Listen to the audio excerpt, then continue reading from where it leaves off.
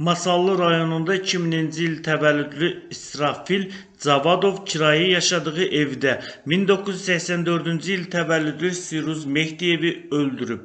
Qətl hadisəsi 2024-cü ilin noyabrın 26-sında Masallı şəhəri Nəcəfbəy Vəzirov küçəsində yerləşən kirayə yaşadıkları fərdi yaşayış evində baş verib. Sabirabad rayon sakini İsrafil həmin gün gecə saat 00:10-da Siruz Mehdiyevi bıçaqlayaraq öldürüb. İsrafilin barəsində Cinayət Məcəlləsinin 120.2.2-ci xulqanlıq niyyəti ilə qəsdən adam öldürmə maddəsi ilə ittiham elan edilib. İş üzrə ifadə verən İsrafil ona elan olunmuş ittiham üzrə özünü Cinayət Məcəlləsinin 120.2.2-ci maddəsi ilə təqsirli bilməyib. O törətdiyi əməllə bağlı özünü Cinayət Məcəlləsinin 126.1-ci qəsdən sağlamlığa ağır zərər vurma maddəsi ilə təqsirli bilib və ifadəsində göstərib ki, subaydır, Sabirabad rayonunun Bulduq kəndində qeydiyyatda olmaqla yaşayıb, fəhləliklə məşğul olub. 2024-cü ilin oktyabr ayında Türkiyəyə getdim, orada işlədim. Lakin qazancım az olduğundan 2024-cü ilin noyabr ayının əvvəllərində evimə qayıtdım. Həmin ilin noyabr ayının əvvəllərində tanışım Eltacı adlı şəxslə telefonla danışarkən o məni Masallı rayonunda olduğunu, Masallıda istixana talbarlarının sökülməsi işi olmasını bildirdi, məni həmin işə dəvət etdi. Mən də işsiz olduğumdan Eltacının təklifini qəbul etdim. Təxminən 7-8 noyabr tarixində birbaşa Bakı şəhərindən Masallı rayonuna getdim. Eltacı məni qarşıladı, Masallı şəhərində kirayə qaldığı ev apardı. Həmin ev vaxt Eltacı ilə bir yerdə işləyən qohumu Siruz adlı şəxs də olub. Onu orada tanımışam. Bir gün sonra birlikdə işləmək üçün Elvin adlı şəxs də gəldi və birlikdə eyni evdə kirayədə qaldıq.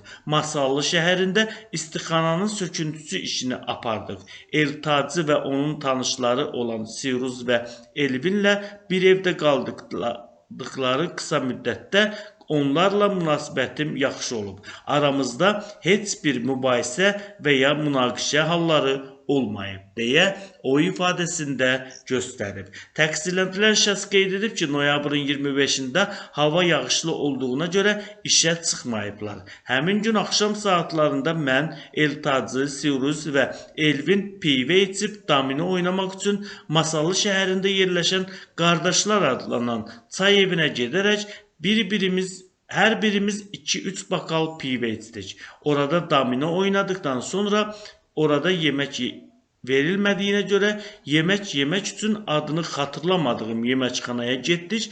Həmin yeməkxanaya Eltacının tanışı Masallı şəhər sakini Adəm adlı şəxs avtomobili ilə apardı. Yeməkxanada yemək yedik. Mən Eltacı, Suriz və Elvin araq içdik. Adəm isə ispirtli içki qəbul etmədi. Gecə saat 22-23 radələrində biz yeməkxanadan çıxdıq. Həmin vaxt adını çəkmək istəmədiyim, sevdiyim qız zəng etdiyinə görə yoldaşlarımdan aralandım. Adəmin avtomaşınına gedərək qabaq oturacağında əyləşdim. Telefonla danışmağa davam etdim. Az sonra Eltacı, Elvin və Suriz gələrək avtomaşının arxa oturacağında oturdu. Adəm də avtomobili idarə edərək bizi kirayə qaldığımız evə apararkən yolda evə çatmağa az qalmış Siruz telefonla danışığımı gördü. Avtomaşında olan şəxslərlə məni işarə edib nalayiq ifadələr işlətdi. Yəni, bu nə qədər fahişə ilə danışır dedi. Siruz bu sözü mənə çox pis təsir etsə də, həmin vaxt ona heç bir söz demədim deyə təqsirləndirilən şəxs qeyd edib. Təqsirləndirilən şəxs bildirib ki, evin yanına çatandan sonra Eltacı, Elvin və Siruz avtomaşından düşüblər. Adəm də maşını sürərək gedib. Uşaqlar evə daxil oldular. Mən isə həyətdə telefonla danışdığıma görə evə biraz gec girdim. Evə daxil olan kimi Eltacı sanitar qovşağına girdi. Elvin paltarlarını dəyişmək üçün yataq otağına keçdi. Seyruz da paltarlarını soyunaraq divanda əyləşdi. Biraz əvvəl sevdiyim qızla danışan zaman Seyruzun mənə dediyi ifadə məni əsəbləşdirdiyindən evə daxil olandan sonra ona yaxınlaşdım.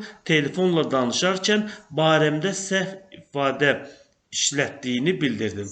Ona sən nə bilirsən, mən fahişə ilə danışıram, yoxsa anamla, bacımla deyərək iradımı bildirdim.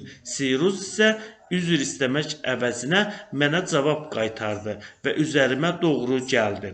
Mənə şillə atdı.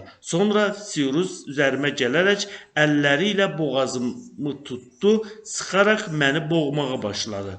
Həmin vaxt özümü müdafiə etmək məqsədi ilə otaqdakı stolun üstündə olan bıçağı əlimə götürərək özüm də bilmədən 2 dəfə Seyruzun qarın nahiyəsinə vurdum. Bıçağı Seyruzun qarnına vuraraq çıxardım.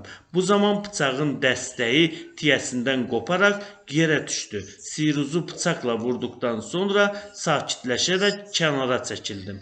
Elə həmin anda Eltacı və Elvin nə baş verdiyini soruşdu. Mən də Seyruzu bıçaqla vurduğumu, Seyruza kömək etmələrini bildirdim. Sonra Seyruza kömək etmək məqsədi ilə onu divana uzatdıq. Seyruz da xəsarətlə bağlı heç nə yoxdur dedi. Sonra Seyruzu sudurqa tutdu. Onun ağzını qaşıq salaraq dilini çıxartdıq. Lakin bir neçə dəqiqədən sonra Seyruz qıvırmağa başladı. Halı pisləşdi. Bundan sonra Eltacı təcili yardıma zəng edərək çağırdı. Evə gələn təcili tibbi yardım əməkdaşları Seyruzun nəbzini yoxladılar və onun artıq öldüyünü bildirdilər. Daha sonra polis əməkdaşları evə gəldi və hadisə ilə bağlı məni tutaraq polis şöbəsinə apardılar deyə təqsirləndirilən şəxs ifadəsinə belə yekun vurub. Lənkəran Ağır Cinayətlər Məhkəməsinin hökmü ilə İsrafil 17 il müddətinə azadlıqdan məhrum edilib. Onun cəzasını ciddi rejimli cəzaçəkmə müəssisəsində çəkməsi müəyyən edilib.